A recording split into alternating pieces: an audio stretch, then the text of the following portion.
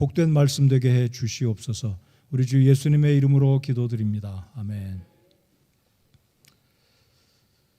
오늘 사무엘기 21장 1절부터 15절까지 살펴보실 텐데요. 설교 제목은 피난길에 오른 다윗이라는 제목으로 말씀을 살펴보겠습니다. 우리가 지난주 20장을 살펴볼 때는 다윗과 요나단이 다시 한번 언약을 확인하고 결국 사울이 다윗을 죽이려고 하기 때문에 다윗은 부득이하게 왕궁 기브온 지역을 떠나 광야로 이제 노브로 오게 되는 모습, 그리고 가드 왕 아기스에게 피난 가는 이 모습을 20장에서 보게 되겠습니다. 그래서 20장의 사건은 두 가지 사건으로 요약이 됩니다. 첫 번째는 다윗이 노브로 피난 가고, 두 번째로는 이 이스라엘 땅의 서남쪽에 있는 가드 지역 블레셋 영토로 도망을 가게 되는 모습을 보겠습니다. 지도를 먼저 한번 보시면 이해가 더 빨리 되시라고 봅니다. 자, 여기가 기브아, 사울의 왕궁이 있던, 아마 사울의 왕궁은 다윗이나 솔로몬이 지었던 왕궁에 비교하지 못할 작은 왕궁이었지만 그래도 이스라엘 백성들보다는 위엄이 있고 그래도 좋은 장소였으리라 생각합니다. 그래서 기브아가 사울이 거주했던 왕궁이라면 라마까지 19장 20장에 보면 이 사무엘이 거하는 라마 나요스로 다윗이 피난을 가지 않습니까? 근데 다윗을 붙잡으려고 사울이 3번씩 군사를 보냈지만 여전히 다윗을 잡지 못하자 사울은 급기야 자신이 직접 라마까지 올라가서 사무엘 대언자를 만나는 것도 두려워하지 않고 다윗을 죽이려는 일념으로 라마 나옳까지 올라갑니다. 결국 다윗은 죽음의 두려움을 느끼고 다시 기브아로 내려와서 요나단에게 불평하듯이 왜 너희 아버지가 나를 죽이려고 하느냐, 20장 1절에서 우리가 지난주에 살펴보았습니다. 그래서 요나단은 절대로 나는 너를 위한 사람이고 내가 너를 위해 끝까지 우리 사이에 언약을 세우고 위험한 지경에 처하면 서로 돕자는 약속을 하고 결국 다윗과 요나단은 결별을 합니다. 23장에 가서 또 만나게 되지만 이제 헤어지게 되고, 이제 보시듯이 이제 라마 나옳에서 다윗은 다시 기브아로 내려왔다가 노브 땅으로 도망을 갑니다. 노브, 히브리 발음으로 노브인데 이 노브란 말은 언덕이다 또는 산당이 있다라는 의미로 노브로, 그래서 기브아에서 노브로 약 4km. 그러면 예루살렘은 여기쯤이 이제 여리고라면 바로 이쪽으로 아둘람이라고 쓴 곳에서 동쪽으로 여기가 오면 바로 이 지점이 공교롭게도 점이 하나 있어서 지금 무슨 먼지 같은 게 껴서 여기가 바로 예루살렘인데요. 예루살렘에서도 기브아까지 약 4km, 5km가 되고 기브아에서 동쪽으로 높 땅까지, 높이라는 지역까지 4km. 자, 그러니까 여러분이 지도에서 보시면 기브아 사울의 왕궁에서 높까지 다윗이 피난을 가지만 거리적으로 보면 그렇게 멀지 않습니다. 여차하면 사울이 군사를 데리고 오면 노브로 피난 갔어도 안전하지 못하기 때문에 결국 다윗은 어디로 내려가냐면 가드로 내려갑니다. 당시 블레셋 발음으로는 가트인데요. 가트, 여기 가드라는 지역으로 내려가는데 이 가드가 누구의 고향인지 혹시 기억이 나십니까? 그 유명한 골리앗이 가드 출신입니다. 오늘 여기 끝부분에 제가 말씀드리겠지만 다윗이 도망간 곳이 그가 죽인 골리앗의 고향이고 블레셋 영토로 도망을 간다는 게 납득이 잘 안 되실 겁니다. 왜 다윗이 가드 지역으로 도망갔을까?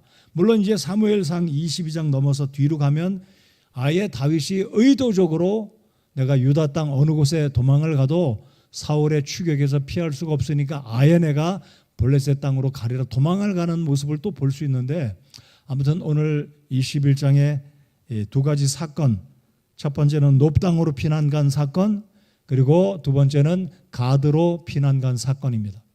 여러분, 오늘 이 저녁에 우리가 함께 1절부터 15절까지 읽었지만 공통점이 있습니다. 어떤 공통점일까요? 자, 높 땅으로 먼저 간 사건과 가드로 내려간 사건 두 가지 공통점이 있는데 그것은 다윗이 솔직하지 않았습니다. 아히멜렉을 속였고 가드 지역의 이 블레셋 왕 아기스에게는 목숨이 두려우니까 미친 척하고 연기를 하는 장면, 그러니까 솔직하지 않은 것을 오늘 20장에서 보게 됩니다. 아무튼 이 두 가지 사건을 통해서 우리는 어떤 교훈을 받을 수 있겠습니까? 비록 다윗이 두려워서 피난 가고 도망을 갔지만, 그리고 거짓말까지 하지만, 그럼에도 불구하고 하나님은 다윗을 지켜주셨고 보호해 주셨다라는 겁니다. 그래서 오늘 설교 끝부분에 가서 시편 34편을 읽을 텐데요, 시 34편 그리고 52편 그리고 56편은 다윗이 아기스에게 피난 갔을 때 도망갔다가 하나님의 은혜로 구원받은 이 사건을 기억하고 다윗이 훗날 기록한 시편이 34편입니다. 그래서 오늘 설교 끝부분에 가서는 34편을 읽고 왜 하나님은 다윗을 이러한 위경에서도 도와주셨고 그와 함께 하셨는지 이 다윗이 기록한 시 34편의 말씀을 읽고 오늘 설교 말씀을 끝맺겠습니다. 자, 그러면 먼저 첫 번째 사건, 다윗이 노브로 피난 간 사건 한번 1절부터 9절까지 보시겠습니다. 1절부터 9절까지는 다윗이 자신의 목숨을 위해서 피난 간 사건입니다. 제가 지난주에도 말씀을 드렸듯이 다윗의 본격적인 유랑 생활이 기록되는 장면이 20장부터 시작됩니다. 끝부분, 어찌 보면 이 사무엘상 끝까지 다윗은 도망 다니다가 사울이 죽고 난 이후에 사무엘 하를 보면 예루살렘에서 이 유다 지역에서 드디어 다윗이 드디어 왕이 되는 장면이 사무엘 하인데요. 그러니까 사무엘상 이제 18, 19장부터는 다윗이 골리앗을 죽인 이후에 급기야 인기를 한 몸에 받으니까 사울이 다윗을 죽이려고 하고 결국 다윗은 20장 이후로 유랑 생활을 시작하는데 그 기간이 장장 몇 년이라고요? 12년에서 13년입니다. 그러니까 15살가량의 다윗이 골리앗을 죽이고 물리치고 기름 부음을 받았다면 지금 21장, 22장 여기쯤 왔을 때는 이제 다윗은 20대 초반이 됩니다. 그러니까 다윗이 골리앗을 죽였을 때가 아마 3년 전쯤이라고 학자들이 본다면 18, 19살쯤 20대 아직 안 됐을 가능성이 있다라는 것 염두에 두시고 이제 다윗이 노브로 피난 간 사건을 보시겠습니다. 자, 1절을 다시 보시기 바랍니다. 자, 그때에 여기서 말한 그때는 다윗과 요나단이 결별을 하고 언제 만날지 기약이 없어요. 자칫 잘못하면 이제 다윗은 죽을 수가 있는 위험한 순간에 그때 다윗이 노베 가서 제사장 아히멜렉에게 이르니, 어찌 보면 다윗은 가장 급한 대로 황급히 궁을 빠져나와 요나단과 결별을 하고 가장 가까이의 은신처로 삼을 수 있는 곳은 그 당시 이스라엘 백성들이 다 알고 있는 제사장들이 살고 있던 놉 땅으로 간 겁니다. 여러분, 이스라엘 백성들 사무엘상을 우리가 이미 살펴보았지만 사울이 이끄는 군대가 블레셋에게 패함으로 실로에 보관됐던 하나님의 법궤가 빼앗기고 실로에 하나님의 이 법궤를 보관했던 성막이 임시로 있었던 성막이 다 회파되고 어찌 보면 하나님의 성소가 다 사라진 상태로, 그래서 제사장들은 실로가 아닌 이 노비라는 곳에 모여 살았었습니다. 레위인들도. 그래서 다윗은 상식적으로 이 황급한 시기에 도망갈 장소의 최적의 장소라면 노비겠다. 그래서 제사장이 있는 아히멜렉에게 피난을 갑니다. 자, 그런데 1절에 보시면 아히멜렉이 다윗을 보고 보인 반응이 무엇입니까? 반가운 반응이 아니라 두려운 반응이었어요. 다윗을 보면 우리나라를 구한 하나님의 기름 부음을 받은 차후에 이 나라의 왕인데 대제사장이었던 이 아히멜렉은 다윗을 보고 두려워합니다. 왜 두려워했을까요? 자칫 다윗을 도왔다가는 자기도 화를 당할 것을 심리적으로 알고 아히멜렉이 보인 반응은 두려움이었습니다. 자, 그러니까 심리를 알아본 다윗도 거짓말합니다. 자, 다윗이 혼자 왔다라고 이야기합니다. 근데 여러분, 본문을 읽을 때 이미 이 머리가 좀 잘 돌아가시는 분은, 아니 여기에 지금 다윗이 청년들과 함께 먹을 빵을 얻었는데 왜 1절에서는 아히멜렉이 다윗을 보고 너 어떻게 혼자 다니냐? 내가 사울의 사위가 아니고 너는 이스라엘 군대의 리더가 아니냐, 장군이 아니냐, 네가 어떻게 혼자 다닐 수 있느냐. 상식적으로 맞는 이야기입니다. 그렇죠? 장군이 어디 길을 가면 수하의 병사들을 데리고 다니잖아요. 근데 지금 다윗은 황급하게 혼자 간 겁니다. 그리고 3절 4절에 보면 청년들이 있는데 어떻게 그럼 본문의 1절은 혼자이고 4절은 갑자기 어디서 청년들이 나왔냐 하는 거죠. 자, 그러니까 학자들은 이 구절을 다윗은 머리를 써서 병사들, 자기와 함께한 청년들을 데리고 가면 이 아히멜렉이 의식적으로 상식적으로 불안을 느낄까 봐 처음에는 혼자 가서 아히멜렉을 독대하고 도움을 받으려고 갔고, 그리고 이제 이 아히멜렉이 어느 정도 안정된 상태에서 청년들이 왔다라는 논리로 1절에서 4절까지 이해를 합니다. 그것이 정황상 맞다라고 봅니다. 자, 아무튼 2절을 보시면 아히멜렉이 다윗을 보고 너 왜 혼자 다니느냐? 이 말을 들었을 때 다윗이 재치를 발휘해서 거짓말로 둘러댑니다. 자, 2절 한번 보실까요? 다윗이 제사장 아히멜렉에게 이르되 왕이 내게 일을 명령하고 내게 이르시기를 내가 너를 보내어 하게 하는 일과, 지금 다윗은 무슨 말입니까? 사울 왕이 내게 특별한 임무를 주셔서 내가 지금 여기에 혼자 왔나이다 말을 하는 겁니다. 여러분, 사울이 다윗에게 무슨 임무를 줬습니까? 아니잖아요. 지금 사울은 다윗을 죽이려고 눈이 빨개졌는데 요나단과 약속을 하고 헤어졌기 때문에 지금 다윗은 아히멜렉에게 사실은 거짓말한 겁니다. 아니, 다윗이 거짓말한 사실 여러분 발견하시잖아요. 아니, 믿음의 사람 다윗이 어떻게 그것도 제사장에게 거짓말할 수 있을까? 야, 다윗 믿음의 사람이 아니구나, 째째하다, 거짓말쟁이다 라고 생각할 수가 있을 것입니다. 자, 그렇다면 다윗이 왜 거짓말했냐면 말씀드렸듯이 심리적으로 지금 다윗은 코가 석자나 빠졌습니다. 황급히 달려왔기 때문에 4km의 길밖에 되지 않지만 호주머니에 배낭에 백팩에 이틀 3일치 음식을 가지고 올 겨를이 없는 거예요. 그리고 여기에 청년들이 어디서 왔는지, 여기 어떤 청년들인지는 사실 알 길이 없어요.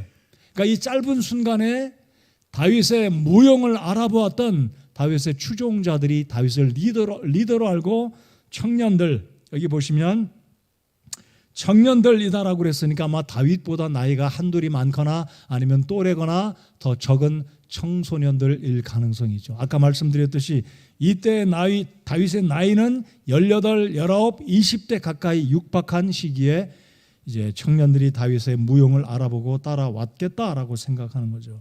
자, 그러니까 다윗이 여기서 거짓말한 것은 어찌 보면 소위 말하는 하얀 거짓말이다 할 수 있겠죠. 아히멜렉에게 피해를 끼치지 않은, 그러면서도 자신과 더불어서 4명의 청년들의 목숨을 구하고자, 어찌 보면 이런 측면으로 학자들이 이야기를 합니다. 다윗이 만약에 아히멜렉에게 사울의 분노, 사울의 어떤 살기 등등한 이런 상황을 피해서 여기 왔다고 하는 게 사울의 귀에 들어가면, 사울이 아히멜렉으로 인해서 다윗이 도움을 받았다는 사실이 알려지면 결국 다윗은 도망가서 직접적인 해를 받지는 않지만 아히멜렉이 후환이 두려울까 봐 다윗은 아히멜렉을 염려해서 거짓말했다라고 보는 학자들도 있습니다. 아무튼 첫 번째가 맞을 것 같아요. 그러니까 다윗은 자신의 필요한 것을 얻고자 내가 지금 도망왔다라고 이야기를 하면 아히멜렉이 그러지 않아도 좀 불안해하는 판인데, 제대로 솔직하게 이야기를 하지 못하고 위기를 넘기려고 다윗은 둘러대는 그런 표현으로 거짓말로 아히멜렉의 마음을 안정시키고 있다라는 겁니다. 자, 그래서 이제 어느 정도 아히멜렉이 마음을 추스리고 안정되었을 때 이제 사울이 어떤 명령을 내렸는지 아무에게도 전혀 알리지 말라는 이 말에 아히멜렉이 고지를 들었는지 그 고지 듣고 이렇게 말했는지 모르지만 아무튼 다윗이 아히멜렉에게 요구를 합니다. 먹을 게 있으면 좀 먹을 걸 주시오. 여러분, 성전에는 제사장들이 평상시에 먹을 음식이 이렇게 있었는지는 모르지만 지금 다윗이 왔을 이 무렵에는 방금 안식일에, 일주일 전 안식일에 하나님의 성소에 있는 이 떡상에 올렸던 진설병 이외에는, 거룩한 떡 이외에는, 개혁성경은 진설병, 영어로는 showbread, 또는 과거형으로 써서 슈브레드, 또 다른 영어가 있는데 그건 제가 표현하지 않겠고요. 보이기 위한 떡, 쇼브레드를 이 아히멜렉이 이야기합니다. 이 빵은 제사장들만 먹는 빵이었습니다. 왜냐하면 성소에서 진설상, 그 진설 떡상 위에 하나님께 드렸던 떡상이기 때문에.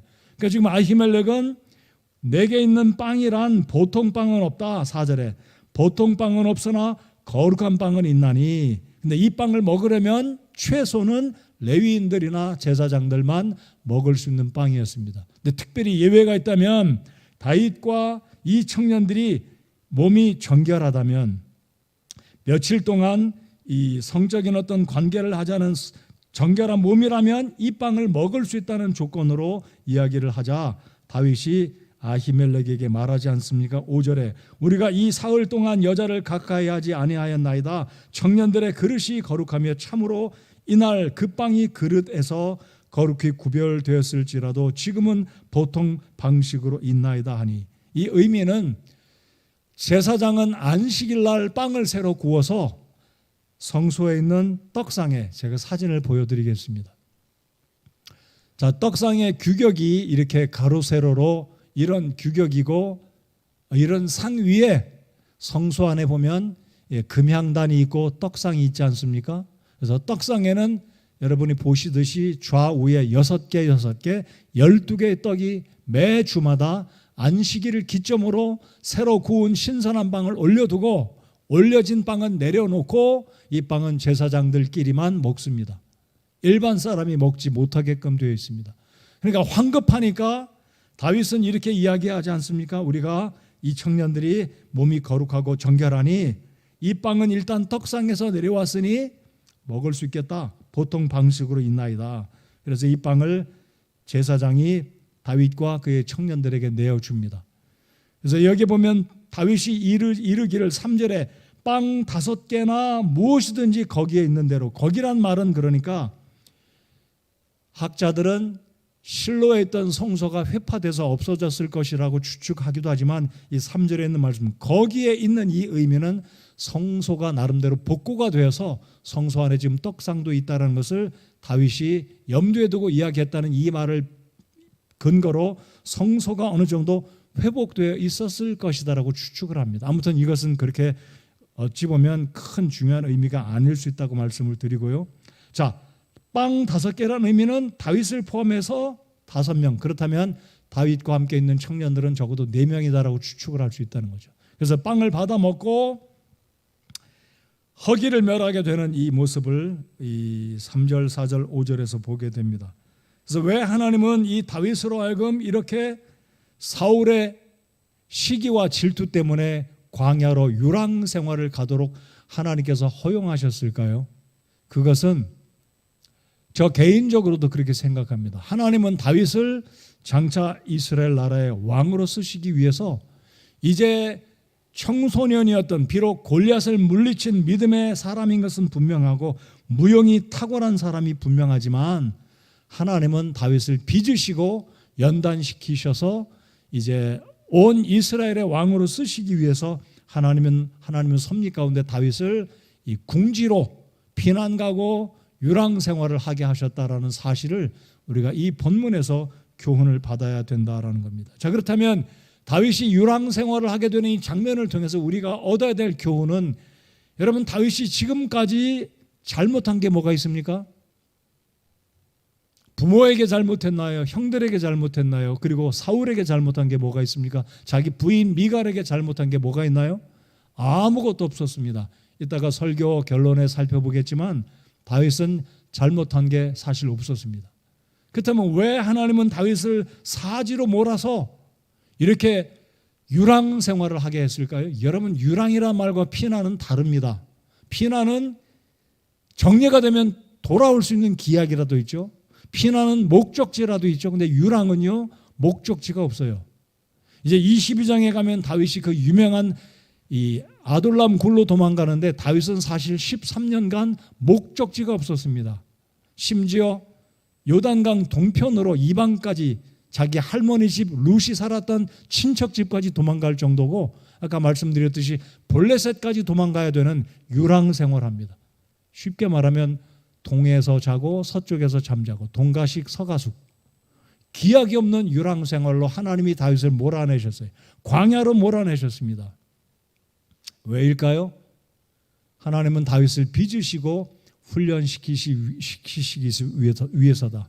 자, 그러므로 사랑하는 성도 여러분들, 여러분의 삶 가운데 우리 청년들, 우리 사랑하는 성도 여러분들 잘 기억하시기 바랍니다. 왜 하나님은 내가 잘못한 것이 분명히 없는데 내 가정에, 우리 가족에게, 내 사업과 일터에 이런 어려운 일을 주시는가라고 생각이 드실 때마다 하나님은 여전히 나를 빚으시고 단련시키시고 나를 쓰시기 원하신다라는 사실을 깨닫고 원망이 아니라 불평이 아니라 하나님의 손에 온전히 우리 자신들을 맡겨드리고 믿음으로 하나님의 훈련 과정을 받아 견뎌내시면 하나님이 분명히 우리를 놀랍게 쓰신다라는 것을 믿고 확신하시기 바랍니다.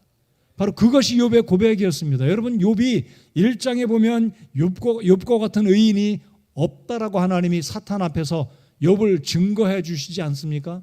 여러분, 성경에 의인이라고 표현한 두 사람, 아브라함과 욥이었어요. 노아도 그렇고. 그러니까 욥이 어떤 잘못이 없는데 하나님은 욥을 빚으시고 정금과 같이 단련시키시기 위해서 욥이 스스로 고백했던 것처럼 그 험난한 고난을 겪은 겁니다. 그러면 오늘 이 사무엘상 21장을 보면서 왜 하나님은 다윗을 12년 또는 13년을 광야로 내몰아서 광야의 고난 학교에 입학을 시키셨는가 생각하실 때마다 하나님은 다윗을 빚으셨다. 그러면 나도 그럴 수 있다라고 생각하시면서 여러분 삶 가운데 지금 당면한 어떤 고난이 있다 할지라도 인내하면서 주의 뜻을 찾고 주님의 손에 맡겨드리고 믿음으로 참아내고 견디는 믿음의 성도, 인내하는 성도가 되시기 바랍니다. 여러분, 성경에 있는 인물들이 대부분 다 하나님의 때에 하나님의 손에 의해서 단련받고 빚어진 사람들입니다. 아브라함, 야곱, 모세, 요셉, 대부분의 성경의 인물들이 다 그랬습니다. 쉽게 하루아침에 낮은 자리에서 급격한 상승을 이룬 사람은 아무도 없어요. 요셉 어떻습니까? 네, 적어도 13년, 요셉도 13년, 17세에 팔려갔다가 30살에 총리가 됐으니까 다 그렇습니다. 베드로와 바울도 그랬습니다. 그렇다면 저와 여러분도 동일합니다. 근데 문제는 여러분이 스스로 생각하기를 나는 목사도 아니고 사역자도 아닌데 하나님이 나 같은 사람을 훈련하실까? 나 같은 사람을 빚으실까? 라고 생각할지 모르겠습니다. 그렇습니다. 다 하나님은 저와 여러분이 동일한 사명과 동일한 어떤 하나님의 목적과 뜻에 쓰임받지는 않을지라도 하나님은 우리 모두를 빚으시고 단련시키셔서 하나님의 영광을 드러내는 하나님의 자녀로 쓰신다라는 것을 기억하시기 바랍니다. 그래서 여러분, 하나님의 손에 단련 받으실 때 두려워하지 말고 원망하지 말고 하나님께 기뻐하시기 바랍니다. 그것이 성경에 나타난 인물들 가운데 우리가 발견할 수 있는 또 다른 축복이다라는 것을 기억하시기 바랍니다.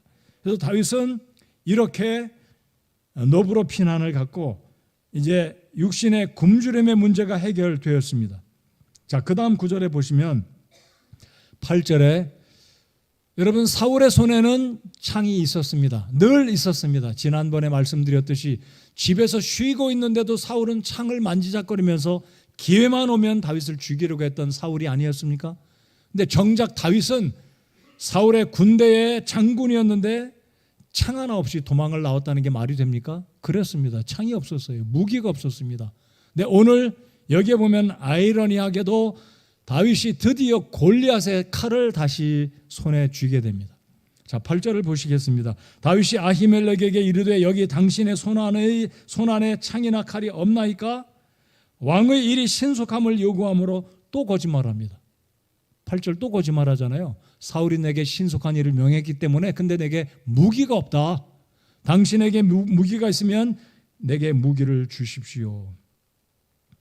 자, 그럴 때 아히멜렉이 에봇 뒤에 보관하고 있던 골리앗의 칼을 내어줍니다. 여러분, 이 골리앗의 칼을 성소에 보관한다는 게 앞뒤가 안 맞는 것 같죠? 그렇죠? 그러나 골리앗의 머리를 가져온 것도 이 전쟁의 승리를 거둔 이 축하의 의미, 쾌거를 이루기 위해서 보통 전쟁에서 적장의 머리를 베면 가지고 오지 않습니까? 이 골리앗의 칼도 그런 의미로 하나님의 영광을 드러내기 위해서 블레셋의 신이 아니라 우리 앞서 보았듯이 다곤 신전에 하나님의 법궤를 두었을 때 다곤의 목과 손과 발목이 다 댕그랑댕그랑 잘라진 거 보셨죠? 그것은 그 당시에 바빌론이나 아시리아나 이방 신들은 하나님의 신보다 우리의 신이 더 위대하다는 것을 자랑하기 위해서인데 골리앗의 칼을 거기에다 둔 것도 그런 의미가 있겠다라고 우리가 볼 수 있는 겁니다. 자, 아무튼 다윗은 드디어 이 칼을 획득하고 어디로 가냐면 가드로 내려갑니다. 아마 본능적으로 다윗은 4km밖에 떨어지지 않은 이곳에 있다가는 또 소문이 퍼지면 사울에 의해서 죽임을 당할 것 같으니까 10절에 보시면 그날에 다윗이 배를 채우고 무기를 얻었을 때 그날에 일어나 도망하여 가드왕 아기스에게로 가니 그랬습니다. 여러분 우리 말에 여우를 피했더니 뭐가 나온다고요? 호랑이를 만납니다.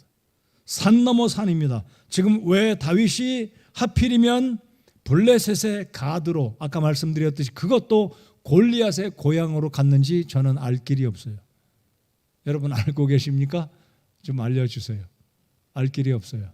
이것 또한 하나님의 섭리와 하나님의 허용하심이다라고 저는 생각해 보았습니다. 왜 하필이면 골리앗의 고향으로 갔을까요? 여러분 어찌 보면 지금 다윗은 자기 몸에 기름 붓고 불길로 달려간 것과 다를 바 없어요. 자, 아까 말씀드렸듯이 다윗이 골리앗을 죽인 후 약 3년가량이 흘렀다라고 학자들이 말합니다. 근데 다윗은 스스로 생각하기를 이쯤 됐으면 내 얼굴을 사람들이 기억할까? 어디를 가도 도망할 곳이 당장은 다윗에게 적절하지 않아 보였기에 가드로 내려갔는데 하필이면 거기가 골리앗의 고향이었습니다. 자, 다윗이 4명의 청년들을 데리고 갔겠지요. 11절 다 같이 읽겠습니다. 11절 시작. 아기스의 신하들이 그에게 이르되 이 사람은 그 땅의 왕 다윗이 아니니까 그들이 춤추며 그에 관해 서로 노래하여 이르되 사울이 죽인 자는 수천이요 다윗은 수만이로다 하지 아니하였나이까 하므로. 아마 이 노래는 이스라엘 역사 가운데 두고두고가 맞는지 모르겠어요. 두고두고 회자되어서 불렀던 애창곡이 되지 않았을까. 사울이 죽인 자는 천천히요 다윗이 죽인 자는 만만히 이로다. 이 말은 이 노래는 어떻게 보면 가드의 사람들에게까지 이미 익히 알려졌어요. 여러분 가드의 골리앗의 부모들, 골리앗의 형제들, 블레셋 사람들은 수치 아닙니까? 15살 소년에게 그것도 물매 한 방에 골리앗이 나가 떨어지고 손에 칼자루 하나 없던 다윗이 골리앗의 칼을 뽑아 골리앗을 쳐 죽인 이 사건은 블레셋 사람들에게는 어찌 보면 수치스러운 노래였습니다. 이 노래를 가드의 신하들이 알고 있어요. 여러분 왜 골리앗이 가드로 내려갔는지 모르겠지만 다윗은 생각컨대 성경에는 없어요. 3년쯤 지났으니까 혹시 나를 알아볼 사람이 있을까? 에이 아무도 없겠지. 방심하고 내려갔을 것인데 이게 웬일인가요?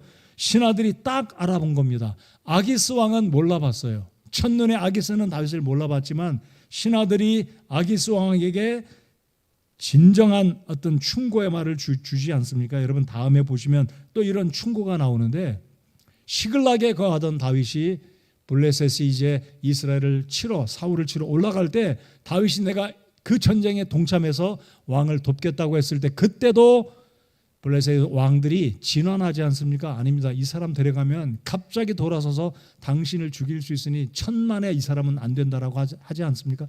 여기 신하들이 알아본 거예요. 자, 이때 다윗이 두 번째 위기를 두 번째가 아니고 두 번째 임기응변합니다. 그게 뭔가요? 12절 다윗이 이 말을 마음속에 뒀다는 게 뭘까요? 아히멜렉을 만났을 때 아히멜렉이 두려워했을 때 그 심정보다 더 심장이 쾅쾅 뜁니다. 지금 다윗은 굉장한 위기입니다. 여러분 그의 주변에는 4명밖에 없어요. 적진으로 들어간 다윗은 이제 꼼짝없이 죽은 목숨과 다를 바가 없는 거죠. 여러분 신하들이 다윗을 알아봤어요. 이쯤 되면 다윗은 사실 죽은 목숨입니다. 거기에다 또 뭐를 차고 있어요 지금? 뭐를 차고 있다고요? 골리앗의 칼입니다. 여러분 골리앗의 칼을 신하들이 몰라보겠습니까? 자기 장군의 칼이잖아요. 여러분 장군의 칼은 이 당시에 무기 드는 자들이 무기를 들고 다닐 수 있고, 골리앗의 칼은 한 번만 봐도 아는 칼. 얼마나 큽니까? 무겁고 찬란하고 굉장한 보검 아니겠어요? 이 정도 되면 다윗은 사실 죽은 목숨입니다. 근데 희한한 것은 신하들이 아기스에게 저놈이 다윗인데 당장 죽이시오 이 말 하지 않아요. 그냥 경고만 줍니다. 자, 그럴 때 다윗이 임기응변으로 이 말을 듣자마자 광인 행동을 합니다. 연기를 하죠. 우리 박준희 형제도 연기를 굉장히 잘하는데 다윗의 연기를 한번 생각해 보세요. 제가 그 행동을 하진 않겠어요. 제 품위가 떨어질 것 같아서. 뭐 침을 질질 흘리고 손가락을, 여러분 이 뇌성마비들 보면 몸이 뒤틀어지잖아요. 다윗이 정확하게 그렇게 연기를 합니다. 우리 한번 보실까요? 13절, 그들 앞에서 자기 행동을 바꾸고, 얼마나 지금 다윗이 민첩합니까? 순발력이 뛰어나고 머리가 굉장한 사람이에요. 싸움도 잘하고 악기도 잘 다루고 믿음도 좋았던 이 용기 있는 다윗이 굉장한 임기응변. 자, 보십시다. 자기 행동을 바꾸고 그들의 손 안에서 미친 채 하며 바깥문의 문짝들에 휘갈겨 쓰고, 공중에 글자를 썼는데 이 손가락이 어떻게 됐을까요? 이 뇌경색 환자들이 이게 손이 정말 힘든 사람들은 이 정도로 구부러졌지만 열악한 경우는 막 뒤틀리잖아요. 지금 다윗은 이런 모습으로 가장하고 미친 채 환자인 채 하고 자신의 목숨을 부지하려고 휘갈겨 썼습니다. 문짝들에 휘갈겨 쓰고 침을 질질 흘리는 거예요. 그러니까 이쯤 되면 다윗의 턱은 한쪽으로 뒤틀렸겠죠. 일부러 침을 또 막 줄줄 흘립니다. 자, 여기에서 바깥문이라는 것은요, 룻기를 보면, 그리고 구약 성경을 보면 성문 어귀의 문이라는 것은요, 이것은 단순히 보안을 의미하는 문이 아니라 그 마을의 권위, 그 마을의 중요한 장소인데, 그 문에다가 이 미친 척하는, 마치 미치광이가, 좀 과장을 하면 실적으로 제가 표현한다면 미친 놈이 그 나라의 그 고을의 가장 중요한 성문에다가 글씨를 쓴다는 것은요, 이거는 그 성읍의 리더들을 아주 모욕하는 행동입니다. 그러니까 다윗은 자신의 목숨을 부지하기 위해서 순간적으로 성령께서 이 지혜를 주셨는지는 모르겠어요. 아무튼 다윗은 이렇게 행동을 할 때 아기스가 뭐라고 합니까? 14절, 그때 아기스가 자기 신하들에게 이르되 보라, 너희도 보거니와 그 사람은 미쳤도다. 괄호 열고, 이 친구는 절대 다윗이 아니요, 괄호 닫고. 야, 이런 사람이 어찌 골리앗을 무찌른 장군이냐? 아니야, 니네들 잘못 알아서. 누가 옳습니까? 신하들이 옳죠. 다윗이잖아요. 근데 하나님은 이 순간 다윗의 생명을 보존시켜 주시려고 아기스의 판단을 흐리게 한 거죠. 여러분, 이 순간 아기스가 제대로 다윗을 알아보았다면 사무엘기상은 기록되지 않았을 수도 있어요. 이스라엘 역사가 바뀔 수 있어요. 근데 하나님은 다윗의 생명을 보존시켜 주시려고 지금 아기스의 눈을 멀게 한 겁니다. 야, 우리 다윗이 잘했다, 이 이야기하는 게 아닙니다. 제 설교 포인트는 다윗이 너무 잘했다가 아니라 우리 하나님이 다윗의 생명을 보존하신 것이 놀라우시다라는 겁니다. 여러분, 우리 하나님은 우리가 위중한 지경에 있을 때 우리가 생각하지도 않은 방법으로 우리를 건져주시고 도와주시고 피할 길을 주시는 하나님이신 줄을 믿으시기 바랍니다. 전혀 기대하지 않았던 방법이에요. 물론 다윗이 하나님의 지혜를 순간적으로 얻었는지 모르겠어요. 그럴 가능성이 많아요. 자, 그러자 아기스의 판단은 내게 미치광이가 필요하여 너희가 이 자를 데려다가 내 앞에 미친 짓을 하게 하느냐. 제가 그래서 공동 번역의 성경을 한번 읽어드려 보겠습니다. 공동 번역에는 이렇게 표현되어 있어요. 미친놈이 모자라서 이런 자까지 끌어들여 나를 골치 아프게 하느냐. 그래, 감히 이런 자를 나의 궁에 들일 작정이냐? 라고 아기스는 신하들을 책망합니다. 여러분, 아기스도 보통 사람이 아닐 겁니다. 보통 사람이 아니었기 때문에 블레셋의 리더가 되지 않았어요? 장군입니다. 왕입니다. 싸움도 잘하고 리더십도 있고 현명한 판단할 수 있는 지각이 있는 사람이었습니다. 근데 이 순간은 어떻게 된 일인지 아기스가 화를 내면서, 봐라, 이 미친 사람을 두고 어떻게 이가 다윗이라고 하느냐, 내 집에 미치광이. 그래서 학자들은 말하기를 아기스 집안에 미친 사람이 있었을 것으로 추정합니다. 그래서 지금 아기스는 화를 내면서, 우리 집에 지금 골치 아픈 일도 있는데 어떻게 이 사람을 더 들여와 가지고, 아마 다윗이 청년들 넷을 데리고 가드에 내려갔을 때 가드의 사람들이 아마 이 사람이 낯선 사람이니까 아마 아기스에게 데리고 가지 않았을까. 그래서 지금 아기스가 15절에 내게 미치광이가 필요하여 너희가 이 자를 데려다가 내 앞에서 미친 짓을 하게 하느냐 분노하고 역정을 냅니다. 자, 이제 오늘 말씀을 마치겠습니다. 다윗은 여기에서 또 이렇게 임기응변으로 가장하고 연기를 하고 아히멜렉에게는 거짓말을 한 것을 우리는 부정적으로 본다면, 야, 다윗이 어떻게 하나님을 신뢰하지 않고 이렇게 연기하고, 빼어난 연기가 중요한 게 아니라 어떻게 하나님을 신뢰하고 하나님께 여쭙고 기도하고 이렇게 행동했어야지 연극하고 있고 아히멜렉 대제사장을 속이고 거짓말하느냐, 이렇게 생각할 수 있을 것입니다. 그러나 하나님은 다윗을 빚으시고 왕으로 쓰시기 위해서, 비록 다윗이 도망자의 신분에 이런 위급한 상황에서 있었지만 하나님은 다윗을 보호하셨다는 게 핵심입니다. 그러니까 사랑하는 성도 여러분들, 우리가 어려움 가운데 처할 때 우리는 당장 해석하기가 불가능합니다. 왜 하나님은 나에게, 우리 가정에 이런 어려운 일을 허락하셨는가, 이해가 잘 안 될 겁니다. 답이 안 나올 겁니다. 그러나 하나님은 우리를 향해서 가장 좋은 것으로 선대해 주시는 하나님이심을 믿어야 합니다. 참고 견디면서 하나님이 나를 빚으신다는 확신을, 여러분이 목사가 아니더라도, 여러분이 직장인이고 성도이고 집사님이고 학생일지라도 때가 되면 하나님은 저와 여러분을 주신 사명과 소명은 다르지만 하나님은 분명히 당신의 백성들을 통해서 주의 뜻을 이루시는 분이다라는 확신을 가지시고, 고난 앞에서 원망하지 말고 불평하지 말고 기도하며 인내하면서 주의 뜻을 더듬어 찾아 발견하고 주님을 바라는 성도가 되어야 하겠습니다.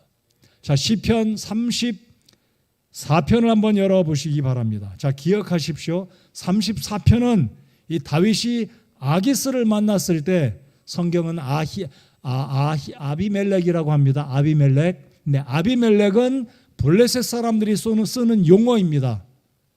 이삭 때에도 아비멜렉이라는 이름이 나오죠. 근데 그 이름은 동명이인입니다. 이미 시간이 수백 년이 지났기 때문에 여기 아기스는 시편에 아비멜렉으로 표현된 사람은 이집트의 파라오라는 용어처럼 아비멜렉은 블레셋의 왕의 용어이고 개인 이름은 아기스가 맞습니다.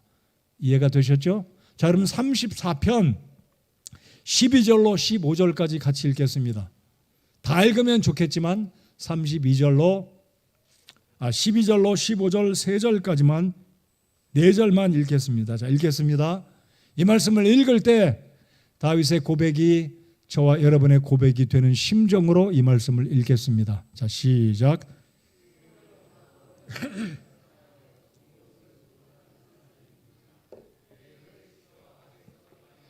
내 입술을 지켜 교활한 말에서 떠나게 하며 악을 떠나고 선을 행하며 화평을 구하고 그것을 따를지어다. 주의 눈은 의로운 자들 위에 머무르며 그분의 귀는 그들의 부르짖음에 열려 있도다. 아멘. 여러분, 다윗이 이 시편 34편을 썼을 때 상황은 어떠했다고요? 도망다니는 신세에 목숨을 두고 도망다니는 상황 가운데서 그 상황을 기억하면서 하나님의 은혜를 회상하고 썼을 겁니다. 그 당시에 썼을 수도 있고 아니면 시간이 몇 달이 지났거나 몇 년이 지난 후에 썼을 수도 있습니다. 자, 핵심은 바로 이겁니다. 생명을 원하고 많은 날을 사랑하여 좋은 것을 보고자 하는 사람이 누구냐? 지금 다윗은 위태위태한 상황에 있어요. 도망다니고 있습니다. 좋은 것을 볼 수가 없어요. 눈에 보이는 건 뭡니까? 굶주림과 배고픔과 사울의 살기등등한 군사를 풀어서 다윗을 죽이려고 하는 이 상황에 이 다윗에게 무슨 소망이 있겠습니까? 무슨 희락, 무슨 기대 가는 게 있겠습니까? 없었어요. 그런데 다윗은 결과적으로 지나고 보니까 하나님을 존중하고 믿음으로 살면, 여전히 하나님 안에 소망을 품으면 하나님이 우리를 지켜주신다. 그러므로 내가 비록 억울하게 장인어른 사울 왕의 추격을 피해 도망을 다니지만 혀를 지켜 악에서 떠나게 하고 내 입술을 지켜 교활한 말에서 떠나게 하고 악을 떠나고 선을 행하며 화평을 구하고 그것을 따르면 우리 하나님은 어떤 하나님이신지 지금 말씀하기를 의로운 자들 위에 머무르며, 여러분 하나님의 눈은 누구 위에 머무른다고 다윗이 고백합니까? 의로운 자들 위에 머무른다 이거예요. 여러분 하나님의 눈길이 여러분의 삶 가운데 머무른다면 우리 하나님이 외면하시겠습니까? 하나님이 보고 계시면서도 봤다가 눈 돌리시겠습니까? 아니지 않습니까? 하나님의 눈이 머무른다는 의미는 하나님이 우리를 불쌍히 여겨주신다. 우리를 건져주시는 자비하신 손길을 즉시 예비하시고 건져주시는 하나님이심을 다윗이 경험했기 때문에 이런 고백을 시편 34편에 기록했다라고 믿습니다. 그분의 귀는 그들의 부르짖음에 열려 있느니라. 여러분 다윗이 얼마나 시편에서 고백합니까? 하나님이여 나를 건져주십시오. 40편 같은 데 보시면 42편 고라의 시이지만 이 시편들을 보면 얼마나 위중한 중에 고난 중에 하나님께 호소하는 기도들이 얼마나 많이 있습니까? 오늘 그래서 34편을 읽으면서 하나님의 눈길이, 하나님의 나를 바라보시고 내 기도를 들으시는 하나님의 귀가 나에게 향해 있기를 소원하는 마음으로, 그런 마음으로 그런 기대를 하시려면 생명을 사랑하고 좋은 것을 보기를 원한다면 혀를 지켜 악에서 떠나고 입술을 지켜 교활한 말에서 떠나고 악을 떠나고 선을 행하는 화평을 구하는 삶을 살 때 하나님은 우리를 지켜주시고 건져주실 것이다라는 확신을 우리 성도 여러분들 이 저녁에 다 가지시기 바랍니다. 오늘 사무엘상 21장은 이 다윗이 본격적으로 도망다니는 유랑의 삶에서 노브로 피난 갔고 오죽했으면 가드까지 도망을 갔겠습니까? 골리앗의 칼을 차고 간 다윗이 목숨을 부지할 수 있었던 것은 연기 때문이 아니라, 연기도 이유가 됐겠지만 사실은 하나님이 아기스의 생각을 굽게 하셔서 다윗의 생명을 건져 주셨다고 믿지 않으십니까? 우리의 삶에 하나님은 여전히 일하시고 도와주시는 전능하시면서 자비하신 하나님을 믿습니다. 사랑하는 성도 여러분들, 고난 가운데 좌절하지 마시고 내 인생 끝났다, 앞으로 희망이 없다라고 생각하지 마시고, 다윗은 앞으로 몇 년을 더 있어야 돼요? 적어도 10년 이상을 고생을 하고 해야 되는데 여전히 다윗은 이런 하나님을 믿음으로 신뢰하고 끝까지 그 길을 견뎌냈고 드디어 사무엘 하에 가면 다윗이 드디어 왕이 됩니다. 저와 여러분의 삶의 왕이 될 수는 없을 거예요. 분명합니다. 왕이 될 수 있겠습니까? 그렇지만 하나님은 우리의 삶에 다가오는 현재 고난의 길에서 건져주실 날이 분명히 있을 것을 믿으시기 바랍니다. 우리 하나님은 선하시고 자비하시고 살아계심을 믿으면서 자리에서 일어나서 우리 주님을 찬양하겠습니다. 하나님 믿으십니까? 하나님 우리와 함께 하심을 믿으십니까? 하나님 우리를 보고 계시고 우리의 기도를 들으시는 분으로 믿고 이 시간 우리 하나님께 감사의 찬양을 올려드리겠습니다. 찬송가 480